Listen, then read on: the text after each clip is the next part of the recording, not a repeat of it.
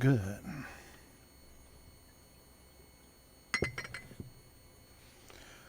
Let's see if I can add some people up in here. Send them an invite.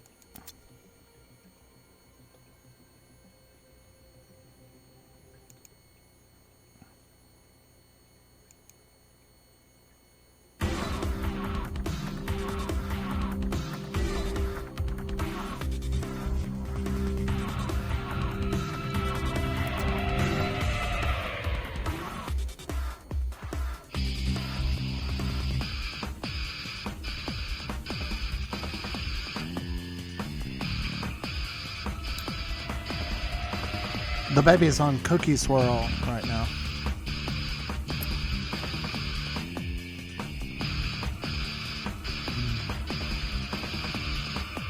I don't know what's gonna happen. I guess I'm a little bit late. It's like 10:45. My daughter got up really early, which is good. That's why.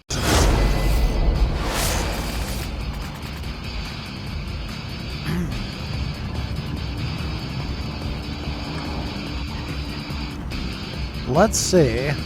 What? Oh man, I'm behind the times here. What are these guys all the way up here for, man, already?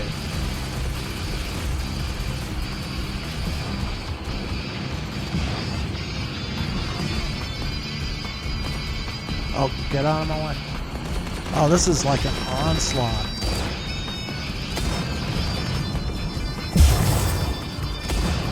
Good. It's Princess Syl. Is that the Princess Syl? I've worshipped you from afar. Don't kill her. Give me a chance. I wanted to show her my weapon.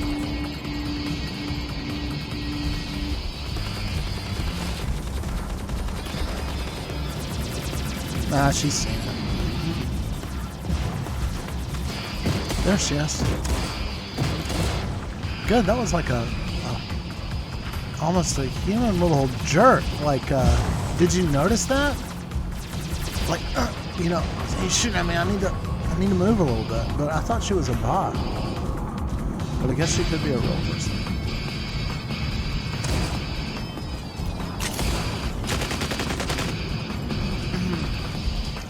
Come back, girl. Let's flirt.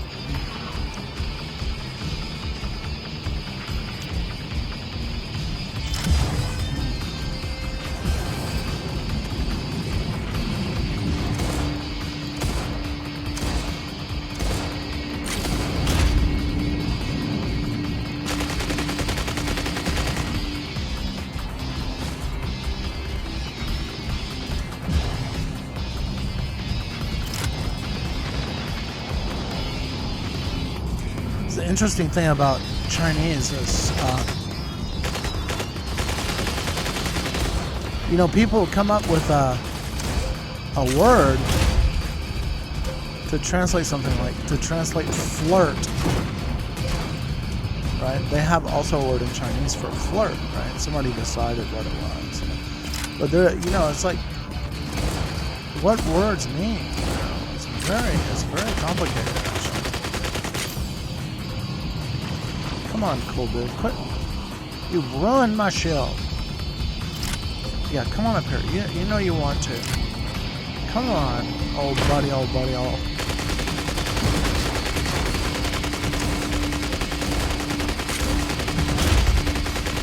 Took him out. Washed hands. Oh, RPGs. My God, what is going on? Oh, I'm like the last man standing. That's what's going on. Kidding me, right? These, every single one of them were killed. Darn.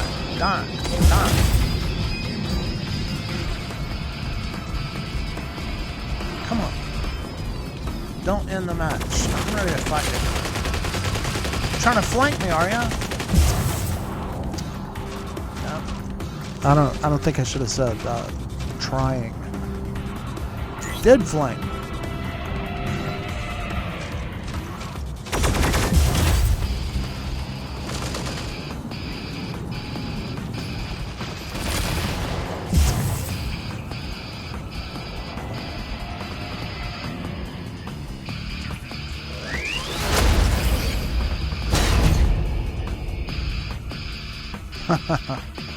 Well, there you go. That was a little interesting.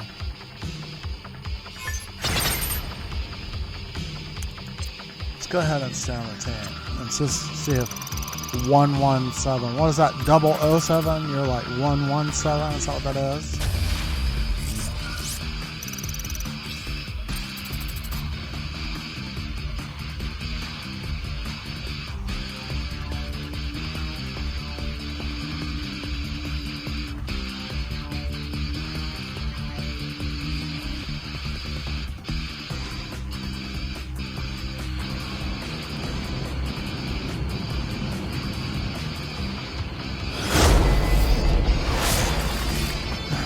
Let's see if we get in here. Yeah, so Chinese Tiaoqing is flirt. It's like adjusting love, adjust love. But in Chinese, it's really a bad word.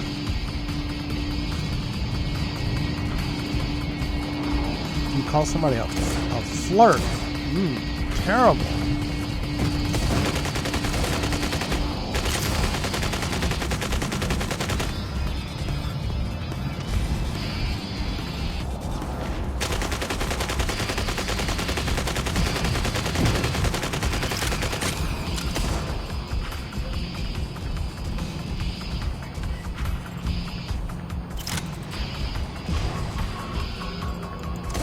But I like a little innocent flirting. It's kind of humorous.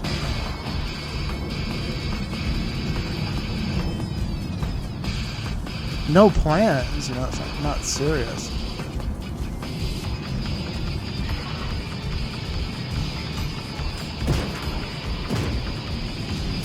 Yet you could compare that to, and I often talk about, what's it?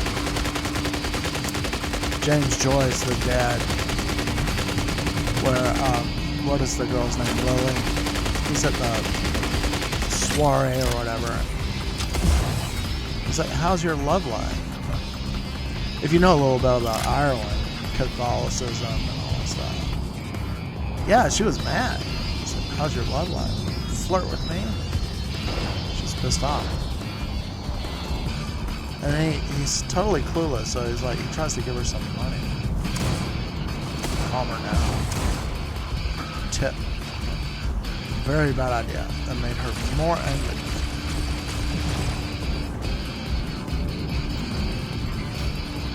Oh. Dang it. This guy's got a serious weapon. Oh. I think I'm going to wait till I have a shield before I step out there. You think that would make sense? I think that's probably advisable.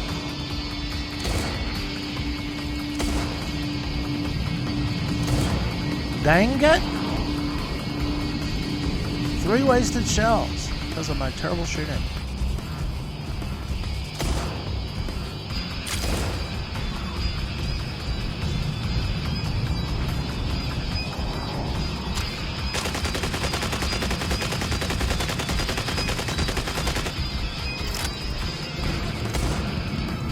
There's a real nice girl, Sadia. If you watch the stream, she played with my daughter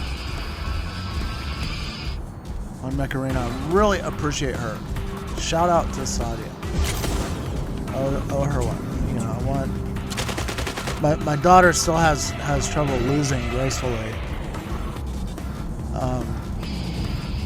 She's had some meltdowns on Roblox where she was just totally decimated over and over again by another player. It may have been cheating or something. This guy's got a... Oh, it's I Love College. Is that a girl? Or it's a bot? Goodbye. Die! Took out my whole shield just like that? Stinker.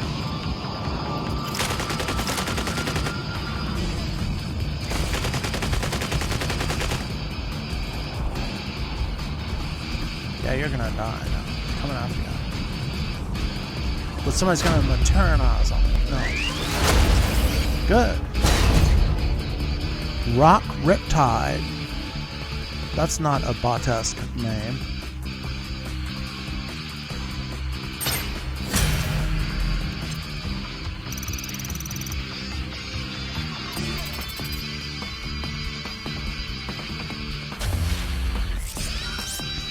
I hope my audio is good.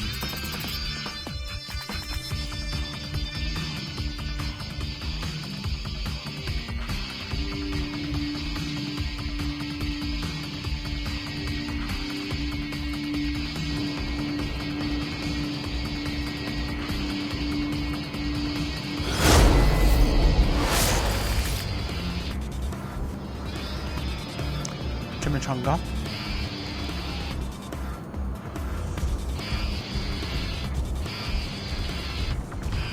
Okay, let's see if I can go die gracefully. Oh, Princess Cell. I worship you from afar. I hope you're in a good Botesque mood. Oh. No, thank you.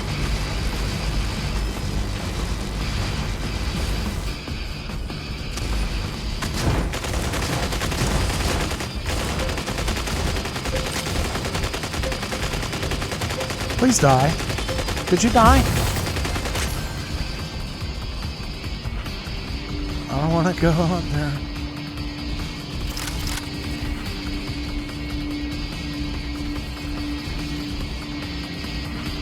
Getting bored long. This guy needs to be taken out. If I can hit the broadside of a barn.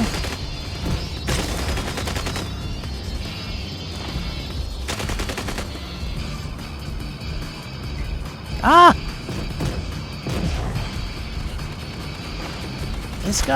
Guys got, their weapons are too hard. Help!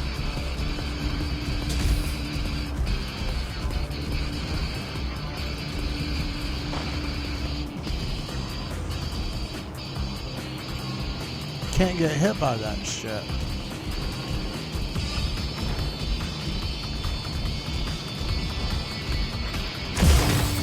Good. It's a good bot maneuver.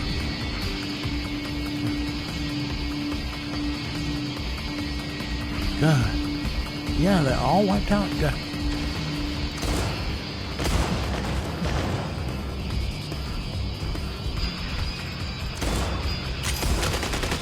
This guy's tasing me. Jerk. Don't tase me, bro.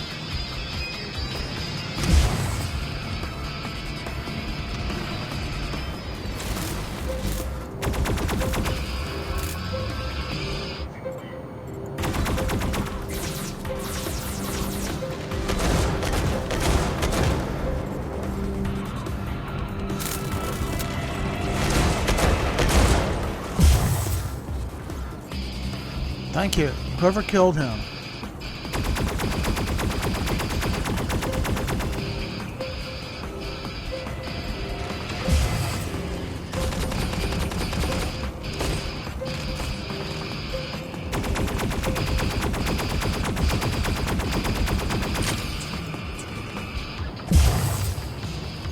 Good. Ouch! That guy with the dang zephyr. How did he get all the way over there?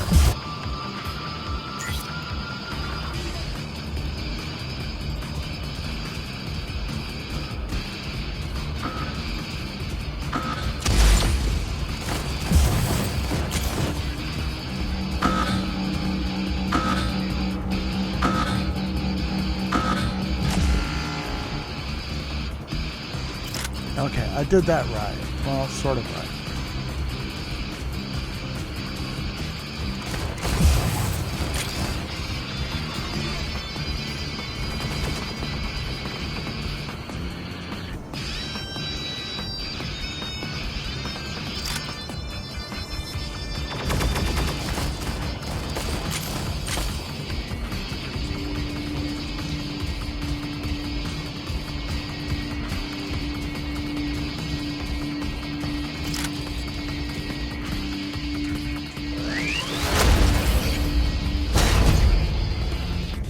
Good fight. Enjoyed that.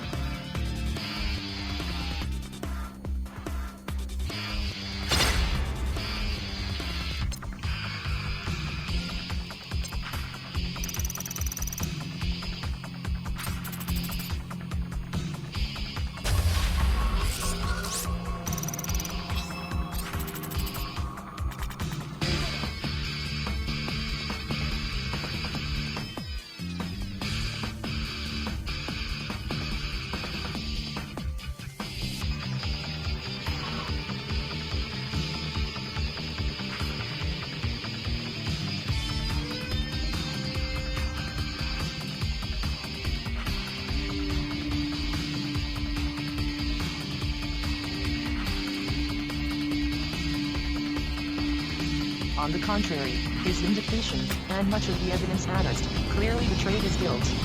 Hamdan and his disciple David Gans did not fail to publish refutations, drawing attention to weak points, and throwing doubt on the testimony in favor of Ibeshzi. A publication by a professor and pastor, David Frederick Manderlin, early in 1756, made a Beshzi version, apparently in Ibeshzi's favor, with respect to this guest question. This confused babbler and proselytizer, induced by the order of the Danish king to pronounce an opinion upon the matter, imagined that he had discovered the key to the enigmatical community of Ibeshzi. The disputed characters which his appointments explained as referring to Savada Zemi being nothing less than a mystical allusion to Jesus Christ. The chief rabbi of Altona in Hamburg was at heart attached to the Christian faith, Neverland maintained, but dared not come out openly through fear of the Jews. Shoot. He himself, it is true, Not the and way his it's like. disciple, Charles Anton, had explained these amulets in quite another way, not in a Christian sense. But the latter had not comprehended the deeper meaning, and Ibeshzi had composed his vindication only for Polish Jews. In his heart of hearts the chief rabbi was a true believer in Christianity. She likes me. Therefore, Paul 271 on the king of Denmark to protect Ibeshzi against the persecutions of the Jews, especially against the calumnies of Jacob Emden, who hated and persecuted the Christians, as his father had persecuted Chaim, also a secret Christian. In his folly Negerlin exhorted Ibeshzi most earnestly to throw off his mask, resign the post of rabbi of the three communities, and allow himself to be baptized. He also addressed a circular letter to the Jews, urging them to arrange a general convention of rabbis and openly glorify Christianity. Had Ibeshzi possessed a spark of honor he would have repudiated, even at the risk of losing the king's favor, his supposed adherence to Christianity. But he did not take the smallest step to answer the charge of hypocrisy. He was content to profit by it. Negerlin's arguments, foolish as they were, convinced King Frederick. He revoked the suspension from office with which Ibeshzi was threatened, and decreed that the Jews of the Altona community should show him obedience. The Hamburg Senate, also, again acknowledged him as rabbi of the German community. Ibeshzi exulted, and his admirers prepared a solemn trial for him 20th of December, 1756. His disciples, clad as nuns, marched through the streets shouting, till they reached the rabbi's house, where they arranged a dancing party. The 6 years of strife which had aroused every evil passion among the Jews, from Lorraine to Podolia, and from New York to the Cove, ended in a dance. But at the same time, Ibeshzi in another direction suffered defeat. What do you want me to do? Lay down and die? Those who had hitherto spoken in favor of the influence. Well, yeah. Facts flatly contradicted his assertion, so forward through his mouthpiece, Charles Anton, that there were no longer any sedations. They raised their serpent heads and shot forth their tongues full of 272 poisonous rage at this very moment. See which chain Malik had scattered in Poland was by no means checked and growth by the anathemas of the rabbis. They had only forced the sedations to disguise themselves better, and to counterfeit death. But they flourished secretly, and their following increased. Some towns in Podolia and Prussia were full of Talmudists who, in sedation fashion, scoffed at the Talmud, rejected the law of Judaism, and, under the mask of ascetic discipline, lived impure lives. The disorders It's a lot closer. regarding Ibeshzi had given rise in Poland encouraged the Polish Sabbatians to venture from their hiding places and raise their masks a little. The time seemed favorable for an attempt to cast aside odious religious rites, and openly to come forward as anti-Talmudists. They needed a spirited leader to gather the scattered back, with the confusion, and mark the line of action. This leader now presented himself, and with his appearance began a new movement which threw the whole Jewish world of Poland into intense agitation and despair. This leader was the notorious Jacob Frank. Jan Pierre-Ledgevich, that is, Jacob son of Lad of Galicia, was one of the worst, most subtle, and most deceitful rascals of the 18th century. He could cheat the most sagacious, and veil his frauds so cleverly that after his death many still believed him an admirable man, who bore true life, and carried to the grave, most weighty secrets. He understood the art of deception even in his youth, and boasted how he had duped his own father. As a young man he traveled in Turkey in the service of a Jewish gentleman, and in Salonika entered into relations with the Sabbatians or Jewish Muslims there. If he did not learn from them how to work deceptive and mystifying miracles, he at all events learned indifference towards all forms of religion. He became a Mahometan, as afterwards a Catholic, 273 for so long as it served his purpose, and changed his religion as one changes one's clothes. From his long sojourn in Turkey he acquired the name of Frank, or Frank. Ignorant of Talmudical literature, as he himself confessed, he was acquainted with the Zohar's Kabbalah, explained it to suit his purpose, and took peculiar pleasure in the doctrine of metempsychosis, by virtue of which the successive messiahs were not visionaries or impostors, but the embodiment of one and the same messianic soul. King David, Elijah, Jesus, Muhammad, Sabata Zagi, and the imitators, down to Berachia, were one and the same personality, which had assumed different bodily forms. Why should not he himself be another incarnation of the Messiah? Although Jacob Frank, or Ledkovich, loved money dearly, he accounted it only a lever by which to raise himself. He wished to play a brilliant part and surround himself with a mysterious halo. Circumstances were exceptionally favorable to him. He married in Nicholas Turkey a very beautiful wife, through whom he attracted followers. He collected by degrees a small number of Turkish and Wallachian Jews, who shared his loose principles, and caused him to be a superior being who latest embodiment of the Messiah. He could not, however, carry on his mischievous schemes in Turkey, where he was persecuted. Frank appears to have obtained intelligence of the schism in Poland caused by the Adash Sea controversy, and thought that he might utilize the propitious moment to gather around him the Sabbatians of Podolia, play a part among them, and by means of them. He came suddenly amongst them, visiting many towns of Podolia and the Podolia district, where a secret Sabbatians resided, with whom he may have been in communication previously. They fell, so to speak, into his arms. Frank needed followers, and they were Trying to see this weapon. Now what they is found it? one who had come to them with a full purse, the 270 the content of which he was not sparing. In a trice he won the Sabbatians of Podolia. Frank disclosed himself to them as the successor of Sabata or, what was the same thing, as the newborn soul of the Sabbatian chief Berachia. What this manifestation signified was known to be initiated. They understood by it the blasphemous and at the same time absurd theory of a kind of trinity, consisting of the holy and most ancient one, the Holy King, and a female person in the Godhead. Frank, like his predecessors, attributed the chief importance to the Holy King, at once the Messiah and God incarnate, and possessed of all power on earth and in heaven. Frank ordered his followers to address him as the Holy Lord. In virtue of his participation in the Godhead, the Messiah was able to do all things, even miracles, and Frank did perform miracles, as his followers maintained. The encouragement and God and whom he gathered found him in Poland. Who's got that? What is that? They addressed to him the superiors in the language of the Zohar, with the same formulas that the Dora and the Zolonica were wont to address to Jacob Carrito in Berachia. In short, Frank formed a sect from the Sabbatians of Podolia, called by his name. Mad Muff 42. Their founder taught his disciples to acquire riches for themselves, even by fraudulent and dishonest means. Deceit was nothing more than skillful artifice. Their Scary. chief task was to undermine rabbinical Judaism, and to oppose and annihilate the Talmud. This task they undertook with a passion which perhaps owed its origin to the constraints imposed upon them through fear of persecution. The Frankists opposed the Zohar to the Talmud, and Simon Bar Yasha, its alleged author, to the other authorities of the Talmud, as Hey, though we're in winning. earlier times the former had combated the latter and accused them of being the falsifiers of Judaism. The true teaching of Moses 275 was said to be contained only in the Zohar, which had declared the whole of rabbinical Judaism to be on a lower level, fact which wandering Kabbalists had so long overlooked. Frankists, more clear-sighted, had discovered the concealed secrets Wow. of the Zohar. They rightly called themselves anti-Talmudists as well as Zoharites. With a certain childish forwardness they did exactly those things which rabbinical Judaism strongly prohibited, and neglected those which the latter prescribed, not only in point of ritual, but also with regard to marriage and the laws of chastity. Among these anti-Talmudic Frankists were found rabbis and so-called preachers Darshanim, Megidim, Yehuda Lab Kriza, Rabbi of Midborna, and Rabbi Nachman ben Samuel Levi of Bus. Of a special reputation among Polish Sabbatians was Elisha Shor of Rahadin, an aged man, descended from distinguished Polish rabbis. He, his sons, his daughter Chaya who knew the Zohar by heart, and was considered a prophetess, his grandson, and sons-in-law were from an early period Burnt-going Sabbatians, to whom it was a positive pleasure to deride rabbinical precepts. During the first months after his return to Poland, Frank held secret conferences with the anti-Talmudists of Podolia, as a public demonstration was attended with danger. One day, he with about 20 of his followers was surprised in Laskarin in a conventicle. The Frankists declared that they had been singing psalms in the Zohar language, while their adversaries asserted that they had been performing an indecent dance around a half-naked woman, and kissing her. Many gathered about being to force their way in. Others ran to the police to give information that a Turk had stolen into Podolia to pervert the Jews to the Mohammedan religion and make them emigrate to Turkey, and that those who had joined him were 276 leading an Alawite, that is to say disbelieved, like. The police immediately interposed, broke open the barricaded doors, Dang and it. expelled the Frankists. Slow Frank was reaction dismissed time. next day as a foreigner, and repaired to the neighboring Kill my Turkish best territory. robot. Why do you want to do And the that Podolian for? Frankists It's were so kept in mean. custody. The incident made a sensation, and was perhaps intentionally exaggerated. Like Well, wildfire, the news concerning already the dead. Sabbatians spread.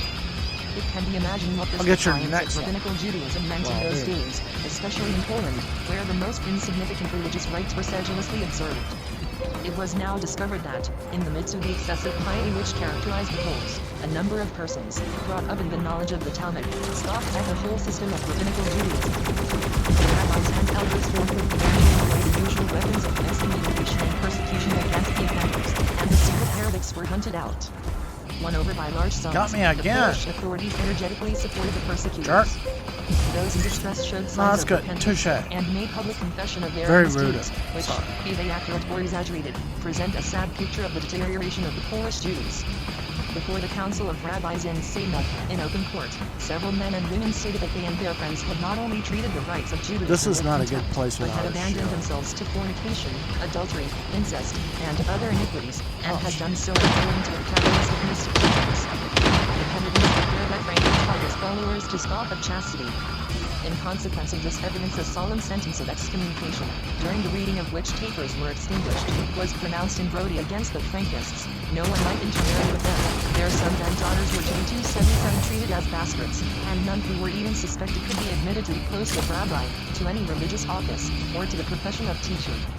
Everyone was in duty bound to denounce and unmask the secret stations.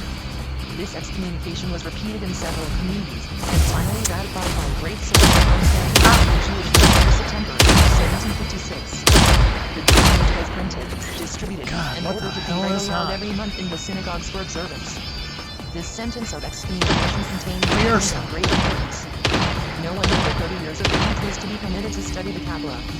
Necessity at length opened the eyes of the rabbis to the recognition of the impure strain, which since the time of Gloria had poisoned the sap of the tree of Judaism.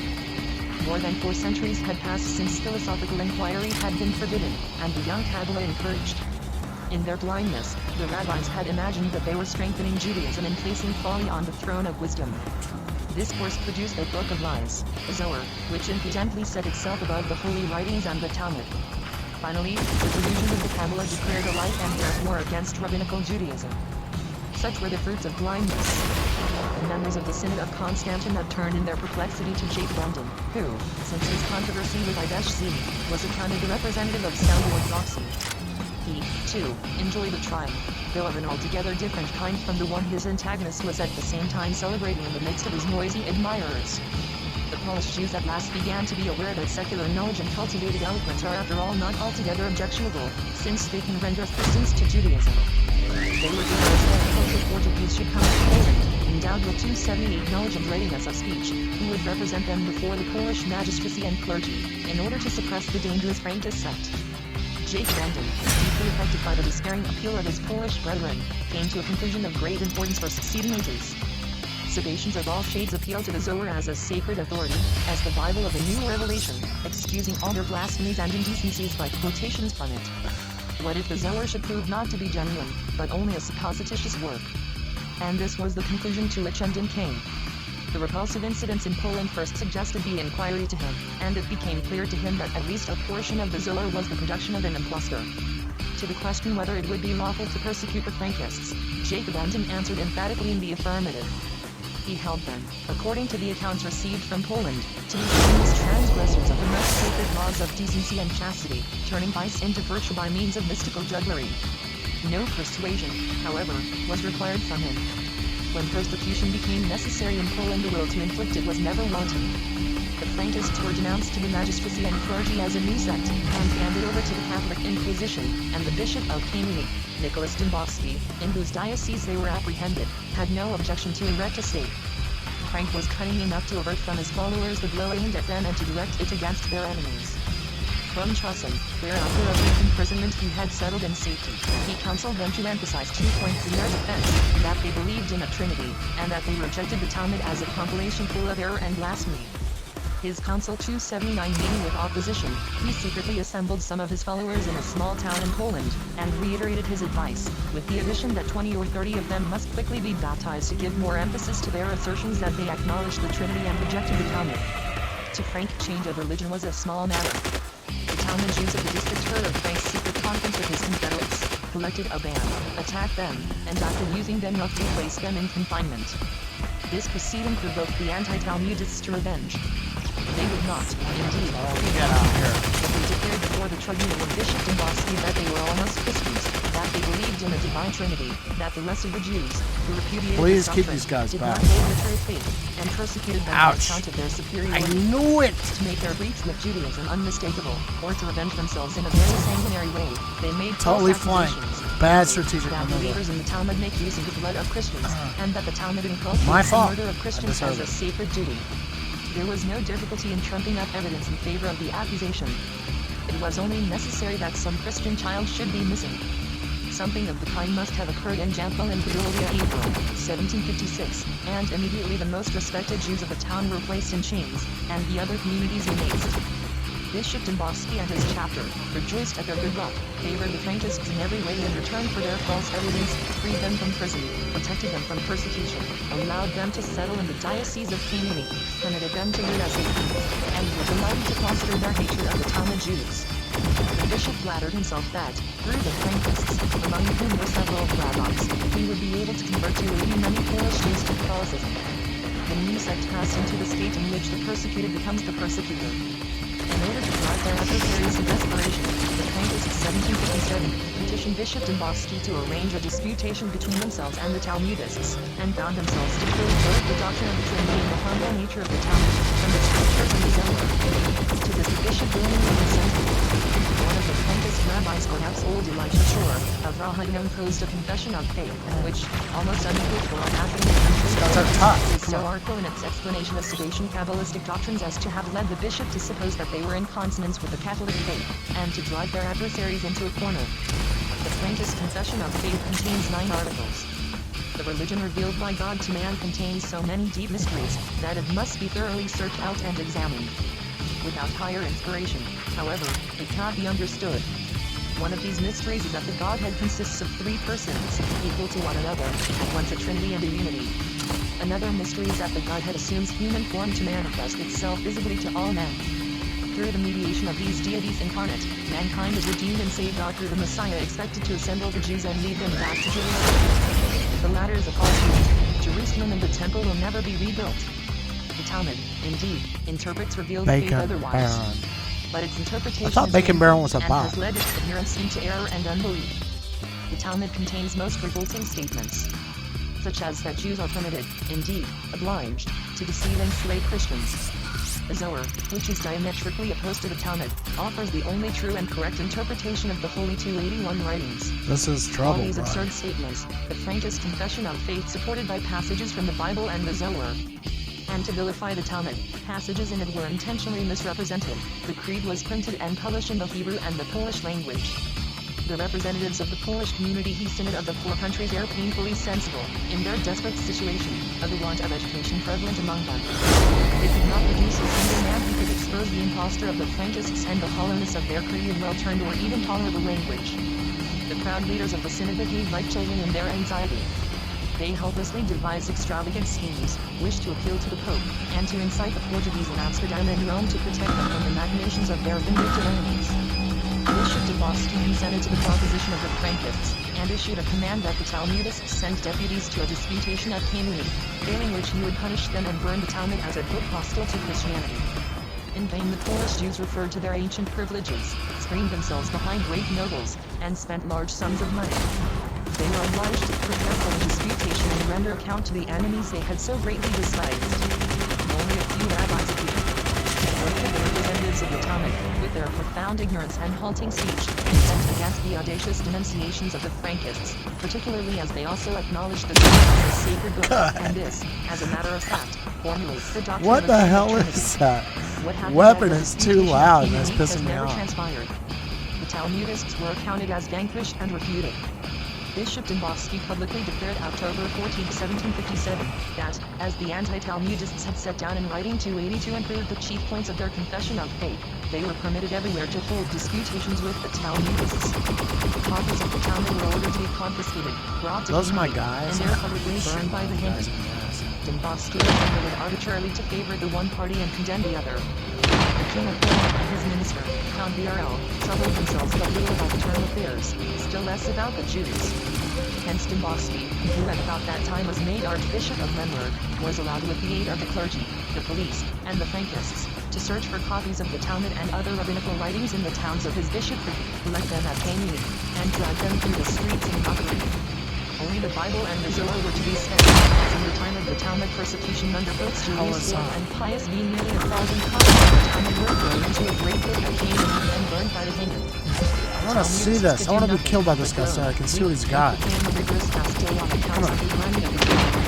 It was the Kabbalah that had kindled the torches for the funeral pile of the Talmud.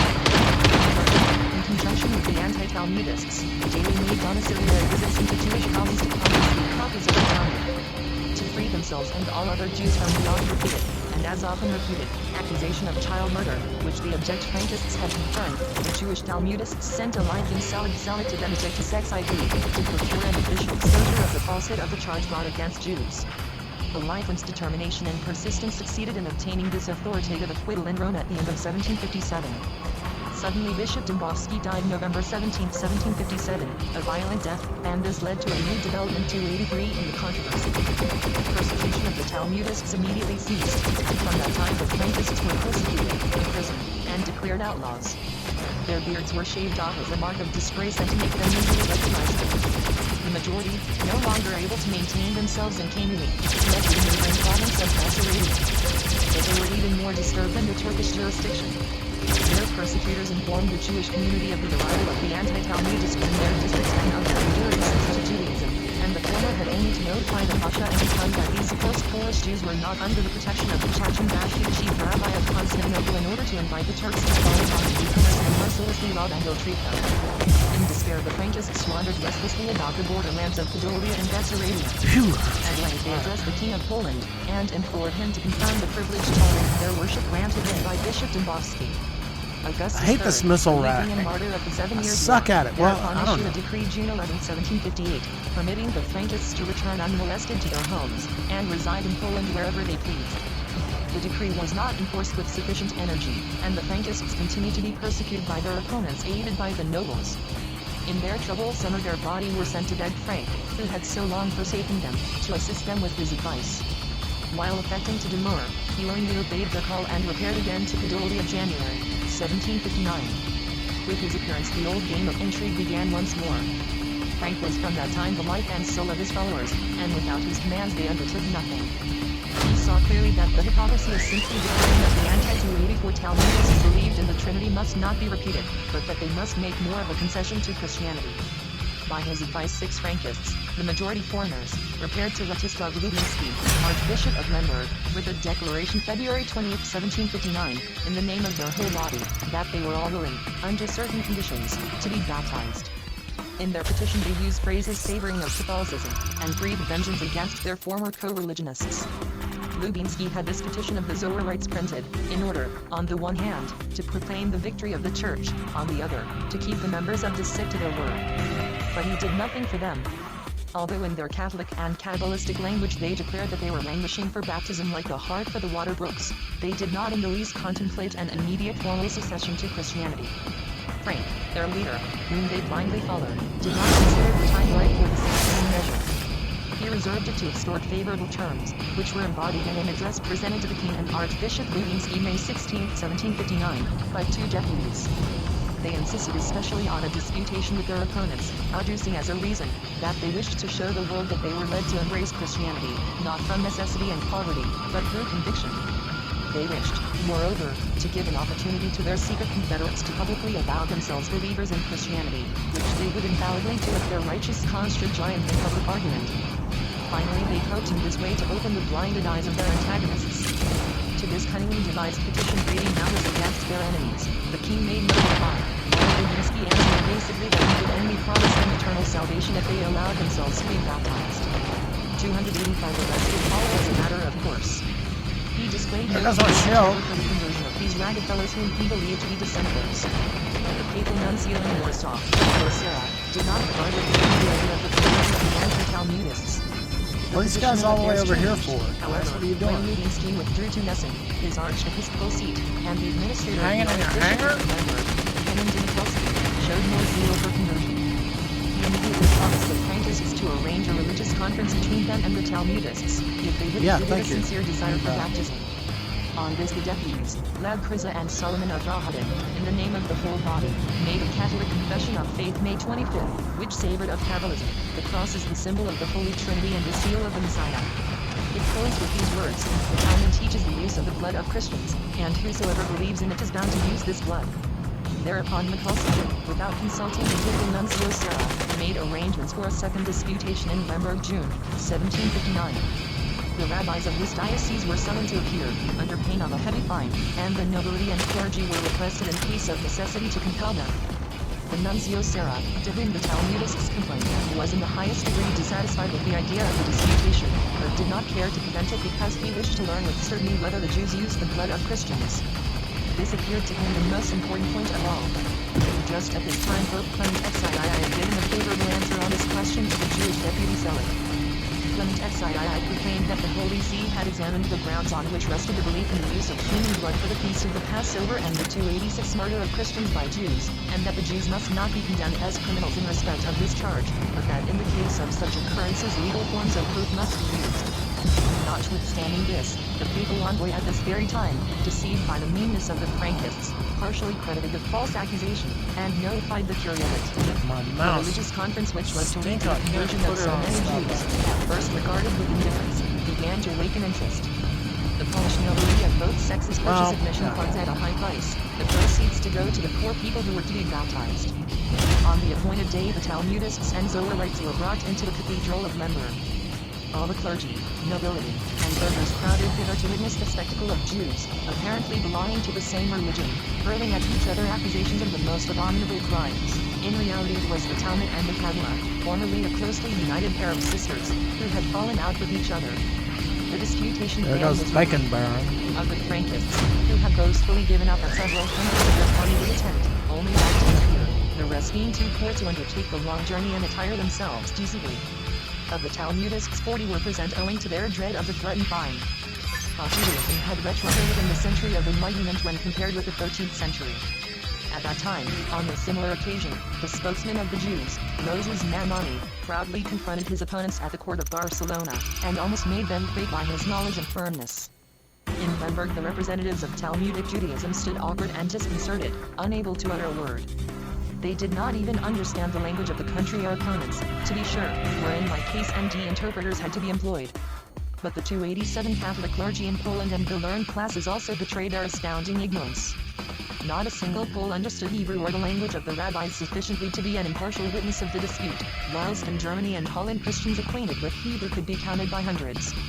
The Talmudists had a difficult part to play in this religious conference. The chief thesis of the Frankists was that the Zohar teaches the doctrine of the Trinity, and that one person of the Godhead became incarnate.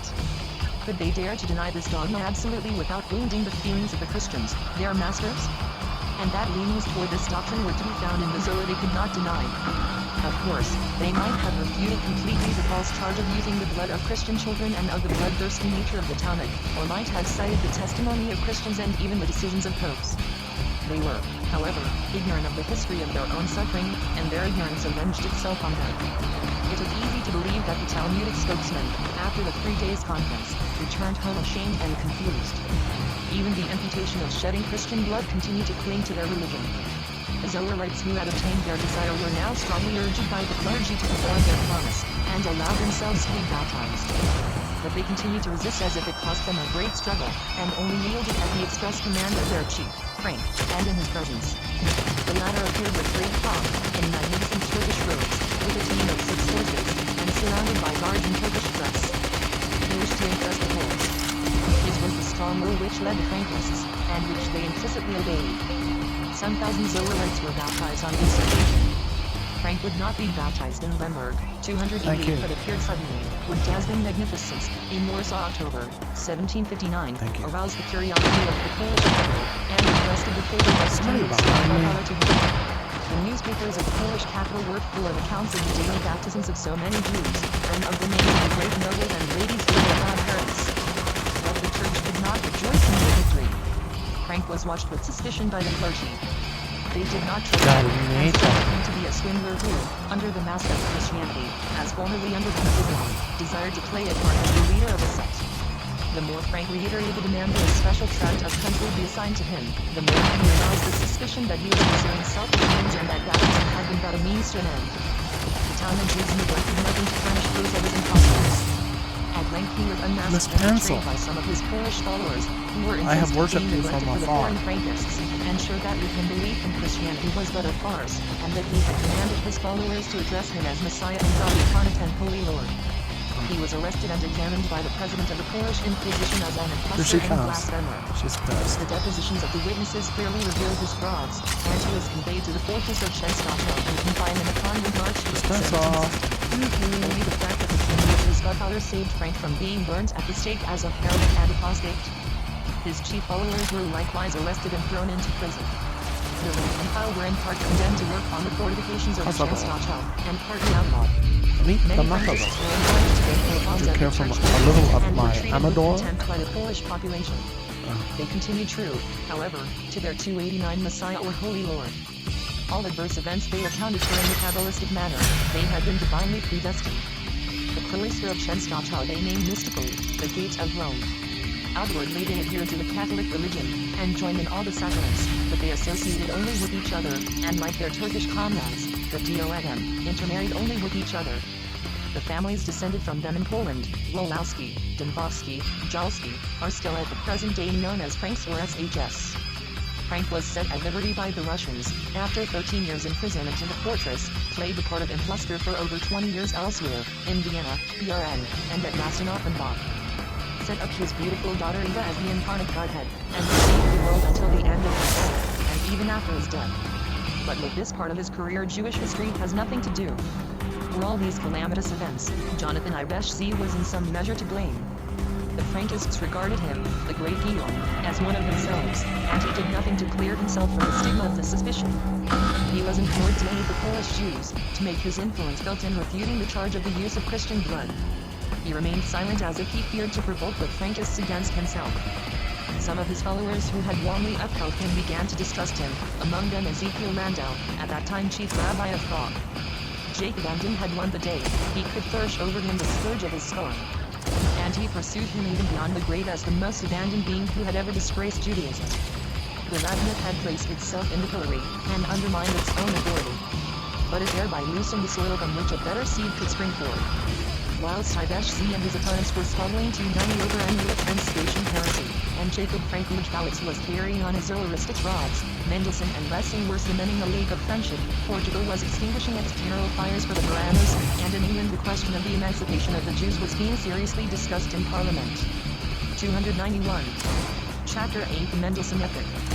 Renaissance of the Jewish race Urzes Mendelssohn as he concludes Hebrew style Lessing and Mendelssohn's writings he wanted the later controversy deal the very question Arnold's anonymous publication of his work Essays Nathan the Wise Mendelssohn and Nathan Mendelssohn's Pentateuch position to a Hebrew and religion on Spin Alter Ortiz Moranos and Bordeaux saw Pinto his defense of Jews own and Mendelssohn Ospia of Austria Schulles Mendelssohn's Jerusalem Esli, his circular letter Mendelssohn's death.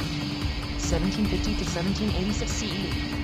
Can a nation be born at once or can a people be regenerated? Dang it! If the my laboriously shield. constructed organism of a nation has lost vitality, if the bonds connecting the individual parts are weakened, and internal dissolution has set in, Oops. even the despotic will which Language. keeps the members in a mechanical union being wanting. Dang it!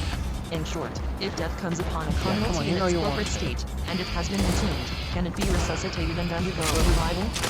This doom has overtaken many nationalities in ancient and modern times. Would you please But die? if in such a people a new birth should take place, that is, a resurrection from death and apparent decomposition, and if this should occur in a race long past its youthful vigor, whose history has spread over thousands of years, and such a miracle deserves the most attentive consideration from every man who does not stolidly overlook what is marvelous. The Jewish race has displayed miraculous phenomena, not only in ancient days, the age of miracles, but also in this matter-of-fact epoch. A community which was an object of mockery not merely 292 to the malicious and ignorant, but almost more to benevolent and cultured men. Despicable in its own eyes. Admirable only by reason of its domestic virtues and ancient memories, Nothing gets to my however, shield. disfigured beyond recognition by trivial observances. Scourging itself with bitter irony, of which a representative member could just be one. My nation has become so estranged from culture Ouch. that the possibility of improvement Okay, is I'm doubtful. gonna This die. community nevertheless raised Unless itself shoots from me. the dust. Die. It revived with marvelous rapidity from its abjection, Oh, as please if the don't prophet kill had me. called unto it, shake thyself from the dust. Arise. loosed thyself from the bands of thy neck, O captive daughter of Zion, and who caused his revival. One man, Moses Mendelssohn, who may be considered the incarnation of his race, stunted in form, awkward, timid, stuttering, ugly, and repulsive in appearance. But within this race deformity breathed the thoughtful spirit, which only when misled pursued chimeras, and lost its self-esteem only when it was tried. No sooner did it understand that it was the exponent of the truth, than it dismissed its visionary fancies, its spirit transfigured the body, and raised the bent form erect, the hateful characteristics disappeared, and the scornful nickname of Jew was changed almost into a title of honor. This regime essenced a renaissance of the Jewish race, which may be unhesitatingly ascribed to Mendelssohn, is noteworthy, inasmuch as the originator of this great work neither intended nor suspected it. In fact, as already remarked, he almost doubted the capacity for rejuvenescence in his brethren. He produced his altogether unpremeditated glorious result not by means of his profession or his public position. He was not a preacher in the wilderness, nor should the lost sons of Israel to a change of mind. All his life he shrank from direct exercise of influence. Even when sought after, he avoided 293 leadership of every kind with the oft-repeated confession that he was in no way fated for the office. Ow! Mendelssohn played an influential part without either knowing or desiring it. Involuntarily, he aroused the slumbering genius of the Jewish race, which only required an impulse to free itself from its constrained position and develop. The story of his life is interesting, because it typifies the history of the Jews in recent times, when they raised themselves from lowliness and contempt to greatness and self-consciousness. Moses Mendelssohn, born at Dessau, August 1728, died in Berlin, January 4, 1786, was as insignificant and wretched an object as almost all the Jewish children. At this time even infants seemed to possess a servile appearance. For quick-witted boys there was no period of youth. They were early made to shiver and shake by the icy breath of rough life. They were thus prematurely awakened to think, and hardened for their struggle with an ugly reality. One day Mendelssohn, a weakly, deformed lad in his 14th year, knocked at the door in one of the gates of Berlin. A Jewish watchman, a sort of police officer, the terror of immigrant Jews, who was ordered to refuse admission to those without means of subsistence, harshly addressed the pale, crippled boy seeking admission. Fortunately, he managed bashfully to stammer out that he desired to enroll himself among the Talmudical pupils of the new rabbi of Berlin. This was a kind of recommendation, and enabled him to dispense with the full purse. Mendelssohn was admitted, and directed his steps towards the house of Rabbi David F. Bell, his countryman and teacher, who had shortly before been called from Dessau to the rabbinate of Berlin. He took an interest in the shy youth, allowed him to attend his rabbinical lectures, provided for his maintenance, and employed him in copying his 294 commentary to the Jerusalem Talmud, because Mendelssohn had inherited a beautiful handwriting as his only legacy from his father, a writer of scrolls of the law. Even if Mendelssohn learned from Ephraim nothing besides the Talmud, yet the latter exerted a favorable influence upon the mind of his disciple, because his method, exercised itself upon the virgin soil, the Jerusalem Talmud, was not so distorted, hair-splitting, and perverse as that of most expounders of the Talmud, in maze of wicked straight, and was straight-crooked. Mendelssohn's innate honesty and yearning for truth were not suppressed or hindered by his first teacher, and this was of value. Like the majority of Talmud disciples, Bachir Mendelssohn led the life of poverty which the Talmud in a measure makes a stipulation for study. Eat bread with salt, drink water by measure, sleep upon the hard earth, live a life of privations, and busy thyself with the law. His ideal at this time was to perfect himself in the knowledge of the Talmud. Was it chance that implanted in Berlin was he destined to produce such luxuriant fruit? Or would the result have been the same, if he had remained with Ephraim in Dessau, or if the latter had been called to Halberstadt, or FTH, or Metz, or Frankfurt? It is highly improbable. Tired though Mendelssohn's life was, yet a fresh breeze was wafted from the Prussian capital into the narrow chambers of his rabbinical studies. With the accession of Herbert the Great, who besides war cultivated the muses in a French garb, literary dilettantism, French customs, and contempt for religion began to grow into fashion among Berlin Jews. Although their condition under Herbert was restricted, yet, because several became wealthy, the new spirit did not pass over them without leaving an impression. 295 however inadequate and superficial. An impulse towards culture, the spirit of innovation, and imitation of Christian habits began to manifest themselves. They first introduced Mendelssohn to the philosophical work of Maimonides, which for him later became a dialect of the past. The spirit of the great Jewish thinker, whose ashes had lain in Palestine for more than 500 years, came upon young Mendelssohn, inspired him with fresh thoughts, and made him, as it were, his Elisha. What signified to Mendelssohn the life of many centuries? He listened to the words of Maimonides as if sitting at his feet, and imbibed his wise instruction in deep draughts. He read this book again and again, until he became bent by constant perusal of its pages. From the book, Israel Sams, he also learned mathematics and logic, and from Aaron Solomon Dumford's a liking for good literature. Mendelssohn learned to spell and to philosophize at the same time, and received only desultory assistance in both. He principally taught and educated himself. He cultivated firmness of character, tamed his passions, and accustomed himself, even before he knew what wisdom was, to live according to the rules. In this respect also Meinuni was his instructor. By nature Mendelssohn was violent and hot-tempered. But he taught himself such complete self-mastery that, the second Hillel, he became distinguished for meekness and gentleness. As if Mendelssohn divined it to be his mission to purify the morals and elevate the minds of his brethren, he, still a youth, contributed to a Hebrew newspaper, started by associates in sympathy looking for the purpose of enabling the Jews. The firstlings of his intellect are like succulent grass in the early spring.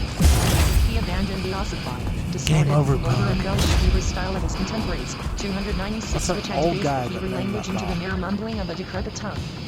Fresh and clear as a mountain stream, the Hebrew outpourings of Mendelssohn well forth. Philosophical religious views pervaded these early works, not only where he desired to depict trust in God and the inefficacy of evil, but also the rejuvenescence of nature in her spring luster, and the delight of the pure mind of man at this beautiful change. The school of suffering through which he had passed for so many years, instead of dragging him down, had awakened, elevated, and ennobled his spirit. His studies were a lively that ceased when he obtained the situation as tutor in the rich family that of Isaac Bernard, which, though not over-lucrative, sufficed for his frugal habits. His journeyman days were, however, not yet at an end. The old and the new, tradition and original views agitated his mind. Clearness and self-consciousness were to flow into it from another source. To the great minds which Germany produced in the 18th century belongs Otto Ephraim Lessing. He was the first free-thinking man in Germany, probably more so than the loyal hero Frederick, who had indeed liberated himself from bigotry, but still had idols to whom he sacrificed. With his gigantic mind, Lessing burst through all bounds and regulations which depraved taste, dry as dust science, haughty orthodoxy, and pedantry of every kind had desired to set up and perpetuate. The freedom that Lessing brought to the Germans was more solid and permanent than that which Voltaire aroused in depraved French society with his biting sarcasm. For, his purpose was to ennoble, and his wit was only a means to this end. Lessing wished to exalt the theater to a pulpit, and art to a religion. Voltaire degraded philosophy into light gossip for the drawing room. It was an important moment for the history of 297 the Jews, when these two young men, Mendelssohn and Lessing, became acquainted. It is related that a passionate lover of chess, named Isaac Hess, brought them together at the chessboard 1754. They united two minds in a single thought. Lessing, the son of a pastor, was of a democratic nature. He sought the society of outcasts, and those despised by public opinion. As shortly before he had mixed with actors in Leipzig, and as afterwards he associated with soldiers in Berlin, so now he was not ashamed to converse in Berlin with despised Jews. He had before this dedicated the first fruits of his art, which to him appeared the highest art, to the pariah nation. By his drama, The Jews, he desired to show that a Jew can be unselfish and noble, and he thereby aroused the displeasure of cultivated Christian circles. The ideal of a noble Jew was Lessing than in mind while composing. Oh my God. He saw the eyes in Mendelssohn, and it must have pleased him to find that he was not mistaken in his portraiture, and that reality did not disturb his dream. As soon as Lessing and Mendelssohn became acquainted, they learned to respect and love each other. The latter admired in his Christian friend his ability and unconstraint, his courage and perfect culture, his overflowing skill, and the vigor which enabled him to bear a new world upon his broad shoulders. And Lessing admired in Mendelssohn nobility of thought, a yearning for truth, and firmness of character based upon a moral spirit. They were both so imbued with lofty nobility of mind that the one prized in the other whatever perfection he could not attain to equally with his friend. Lessing suspected in his Jewish friend a second Spinoza, who would do honor to his nation. Mendelssohn was completely enchanted by Lessing's friendship. A friendly look from him, he confessed, had such power over his mind that it banished all 298 grief. They exerted perceptible influence upon each other. Lessing, at that time a USCH Geist, as it was termed, aroused in Mendelssohn an interest for noble forms, Vedic culture, poetry, and art. The latter in return stimulated Lessing to philosophical thought. Thus they reciprocally gave and received, the true relationship in a worthy friendship. The bond of amity became so strong, and united the two friends so sincerely, that it lasted beyond the grave. The stimulus that Mendelssohn received from his friend was extraordinarily fruitful both for him and for the Jews. It may be said without exaggeration that Lessing's influence was greater in elevating the Jewish race than in elevating the German people, due to the fact that the Jews were more eager for study and more susceptible to culture. All that Mendelssohn gained by intercourse with his friend benefited Judaism. Through his friend, who by reason of a genial, sympathetic nature exerted great attraction upon talented men, Mendelssohn was introduced into his circle, learned the forms of society, and threw off the awkwardness which was the stamp of the ghetto. He now devoted himself zealously to the acquisition of an attractive German-style difficult task, as the German language was strange to him, and the German vocabulary in use among Jews was antiquated and misleading. Nor had he any pattern to follow. For, before Lessing enriched German style with his genius, it was unwieldy, blunt, and ungraceful. But Mendelssohn overcame all difficulties. He withdrew, as he expressed it, a portion of his love from the worthy matron philosophy, to bestow it upon a wanton maiden, the so-called belle lettre. Before a year's intimacy with Lessing elapsed, he was able to compose in excellent form his philosophical conversations, the beginning of 1755, in which he, the Jew, blamed the Germans, because, misapprehending 299 the depth of their own genius, they bore the yoke of French taste. Will, then, the Germans never recognize their own worth? Will they always exchange their gold for the tinsel of their neighbors? This rebuke was applicable even to the philosophical monarch Frederick II, who could not sufficiently scorn native talent, nor sufficiently admire that of foreign lands. The Jew was more German than most of the Germans of his time. His patriotic feelings for Judaism did not suffer diminution thereby. They were united in his heart with love for German ideals. Although he could never overcome his dislike to Spinoza's revolutionary system, yet in his first work he strove to save the latter's birthright in the new metaphysics. The philosophical conversations Mendelssohn handed to his friend, with the jesting remark that he could produce something like Shaftesbury, the Englishman.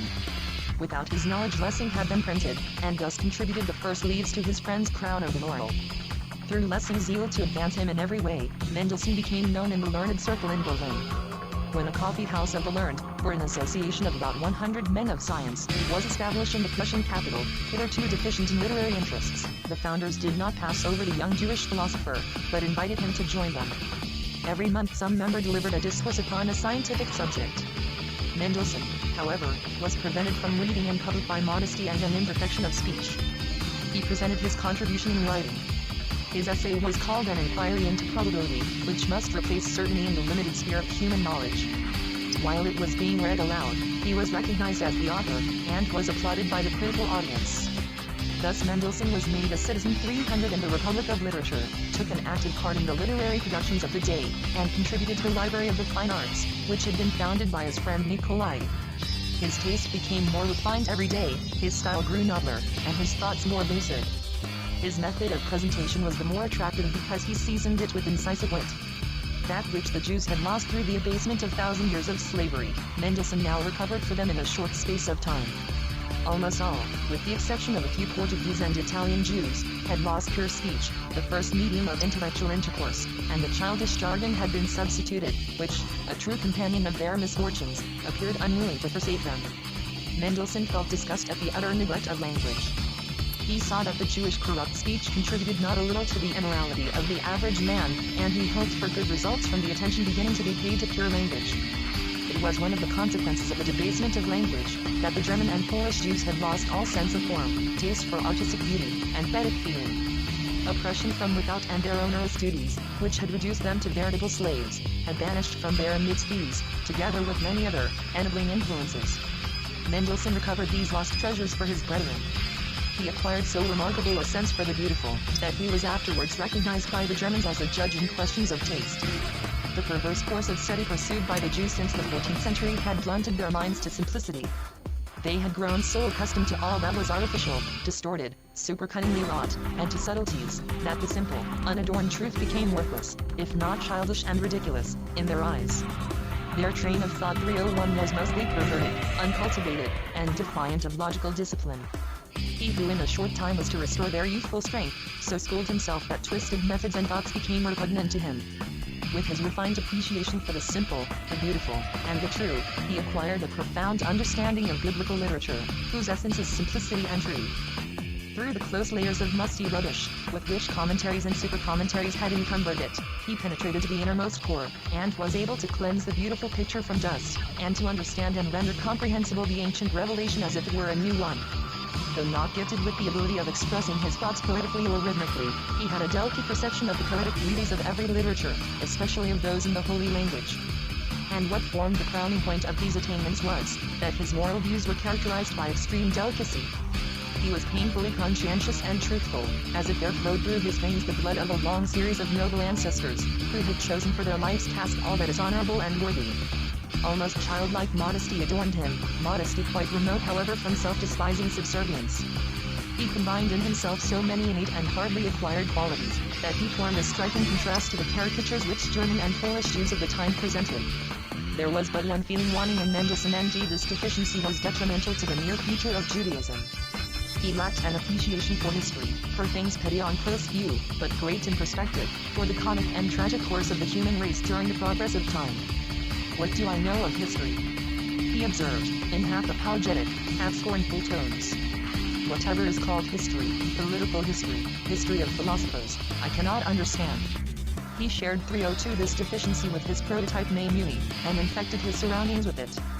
Some of his brilliant qualities shone out from Mendelssohn's eyes and features, and won him more hearts than if he had striven to gain them. Curiosity about this Jew began to be aroused even at the court of Frederick the Great. He was considered the embodiment of wisdom. The dauntless Lessing infused such courage into him, that he ventured to criticize in a periodical the poetical works of the Prussian sovereign, and gently hint at their faults. 1760. Frederick the Great, who regarded verse-making as poetry, and dogmatism as philosophy, worshipped the muse in the court language of the day, thoroughly despised the German tongue, at this time pregnant with real poetry, and mocked at intellectual treasures sacred to solid thinkers. Mendelssohn, the Jew, felt hurt at the king's hatred of German, as well as by his superficial judgments. However, as one dare not tell the truth to monarchs, he cleverly, through the trumpet of praise, emitted a soft note of blame, clear enough to the acute reader. Skillfully as Mendelssohn had concealed his censure of the king, yet a malicious courtier, the preacher Justy, discovered it, and also the name of the fault finder, and denounced him, a Jew, who had thrown aside all reverence for the most sacred person of his majesty in insolent criticism of his poetry. Suddenly, Mendelssohn received a harsh command to appear on the Saturday at Sans Souci, an act in accordance with the coarseness of the age. Full of dread, Mendelssohn made his way to Potsdam to the royal castle, was examined, and asked whether he was the author of the disrespectful criticism. He admitted his offense, and excused himself with the observation, that he who makes verses, plays at 9 pins, and he who plays at 9 pins, be he monarch or peasant, must be satisfied with the judgment of the boy who has charge of the 303 bowls as to the merit of his playing. Frederick was no doubt ashamed to punish the Jewish reviewer for his subtle criticism in the presence of the French cynics of his court, and thus Mendelssohn escaped untouched. Fortune was extraordinarily favorable to this man, unwittingly the chief herald of the future. It gave him warm friends, who found true delight in exalting him, though a Jew, in public opinion. It secured for him a not brilliant, yet fairly independent situation as bookkeeper in the house where he had hitherto held the toilsome position of resident tutor. It bestowed on him a trusty, tender, and simple life companion, who surrounded him with tokens of devoted love. Fortune soon procured a great triumph for him. The Berlin Academy had offered a prize for an essay upon the subject, "Are philosophical metaphysical truths susceptible of mathematical demonstration?" Modestly Mendelssohn set to work to solve this problem. He did not belong to the guild of the learned, had not learned his alphabet until grown up, at an age when conventionally educated youths have their heads crammed with Latin. When he became aware that his friend, the young, highly promising scholar Thomas Abt, was also a competitor, he almost lost courage, and desired to withdraw. Still his work gained the prize June, 1763, not alone over Abt, but even over Kant, whose essay received only honorable mention. Mendelssohn obtained the prize of 50 ducats and the medal. The Jew, the tradesman, had defeated his rivals of the learned guild. Kant's disquisition went deeper into the question, but that of Mendelssohn had the advantage of clearness and comprehensibility. He had torn the thorns from the roses of philosophy. Compelled to acquire each item of his knowledge by great labor, and having only with difficulty become conversant with the 304 barbarous dialect of the schools, he did not content himself with dry formal but exerted himself to render intelligible, both for himself and others, metaphysical conceptions and truths. This circumstance gained him the victory over his much profounder opponent. His essay, which together with that of Kant was translated into French and Latin at the expense of the Academy, earned for him assured renown in the learned world, which was enhanced by the fact that the prize winner was a Jew. In the same year, October, 1763, he received a distinction from King Frederick, characteristic of the low condition of the Jews in Prussia. This honor was the privilege of being a protected Jew. Schutzjude, I. E. The assurance that he would not some fine day be expelled from Berlin. Hitherto, he had been tolerated in Berlin only as a retainer of his employer. The philosophical King Frederick sympathized with the antipathy of his illustrious enemy Maria Theresa to the Jews, and issued anti-Jewish laws worthy of the Middle Ages rather than of the 18th century, so boastful of its humanity. He wished to see the Jews of his dominions diminish in number, rather than increased. Frederick's general privilege for the Jews was an insult to the age. Marquis d'Argent, one of Frederick's French courtiers, who in his naivety could not conceive that a wise and learned man like Mendelssohn might any day become liable to be driven out of Berlin by the brutal police, urged Mendelssohn to sue for the privilege of protection, and the king to grant it. However, a long time elapsed before the dry official document granting it reached him. At last Mendelssohn became a Prussian Schutzjude. The philosophical Schutzjude of Berlin now won great success with the work, which met with almost rapturous admiration from his contemporaries 305 inches all classes of society. 2 decades later this production was already obsolete, and at the present day has only literary value. Nevertheless, when it appeared, it justly attained great importance. Mendelssohn had hit upon the exact moment to bring it forward, and he became one of the celebrities of the 18th century. For almost 16 centuries Christianity had educated the nations of Europe, governed them, and almost surfeited them with belief in the supernatural. It had employed all available means to effect its ends, and finally, when the thinkers awakened from their slumber induced by its lullabies, to inquire into the certainty secured by this announcement of salvation which promised so much, serious people said with regret those skeptics chuckled with brutal delight had it offered delusive fancies in the place of truth. In serious compositions, or in satires, the French thinkers of the 18th century the whole body of materialists had revealed the hollowness of the doctrine, in which the so-called civilized peoples had found comfort and tranquility for many centuries. The world was deprived of a god, the heavens were enshrouded in mist. All that had hitherto seemed firm and incapable of being displaced was turned topsy-turvy. The doctrine of Jesus had lost its power of attraction, and become degraded in the eyes of the earnest and thoughtful to the level of childish fables. Infidelity had become a fashion. With the undying being of Jesus appeared to go hand in hand the dethronement of God, in doubt of the important dogma of the immortality of the soul, which Christian theology had borrowed from Greek philosophy and, as always, adorning itself with strange feathers, had claimed as its original creation. Thereupon depended not merely the confidence of mankind in a future existence, but also the practical morals of the present 306. If the soul is mortal and transient, they thought in the 18th century, then the acts of man are of no consequence. Whether he be good or evil, virtuous or criminal, on the other side of the grave there was no retribution. Thus, after the long dream of many centuries, the civilized portion of mankind again fell into the despondency prevalent in the Roman society of the empire. They were without God, without support, without moral freedom, without stimulus to a virtuous life.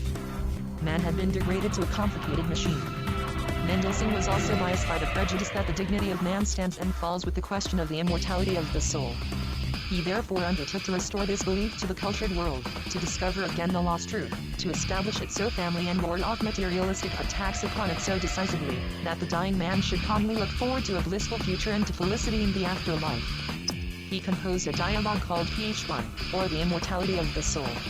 It was to be a popular book, a new doctrine of salvation for the unbelieving or skeptical world. Therefore he gave to his dialogue an easily comprehensible, attractive style, after the pattern of Plato's dialogue of the same name, from which he copied also the external form. But Plato supplied him with the mere form. Mendelssohn caused his Socrates to give utterance to the philosophy of the 18th century through the mouth of his pupil, Ph.on. His starting point, including the doctrine of the immortality of the soul, is the fact of the existence of God, of which he has the highest possible certainty. The soul is the work of God, just as the body is.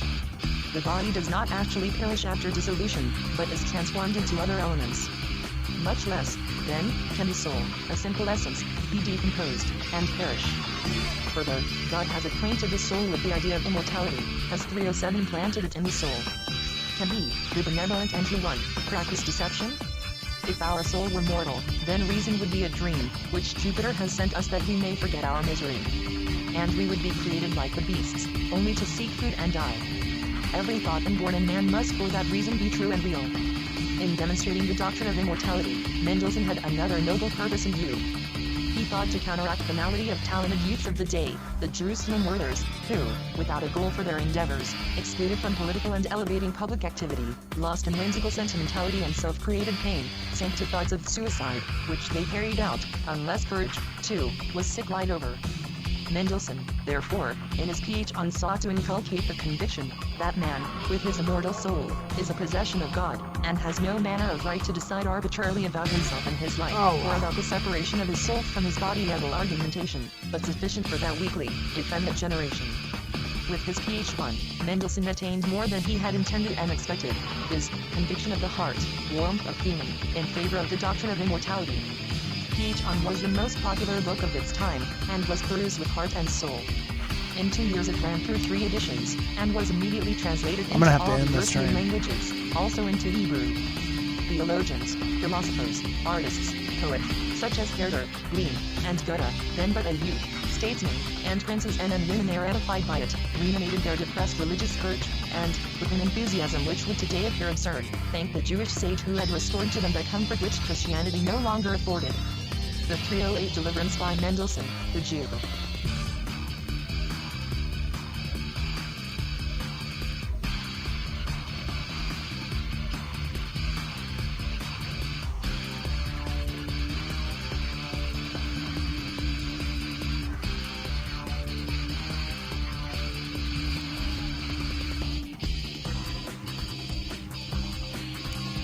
My daughter's calling me.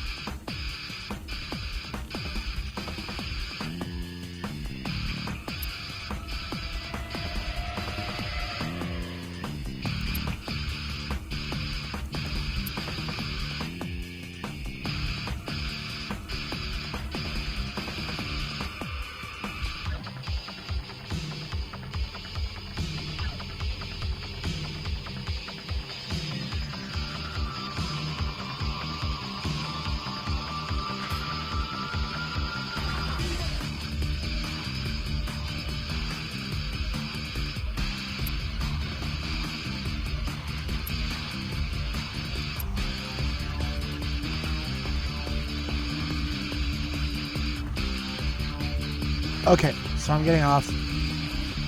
There's a little bit of an interesting interchange there.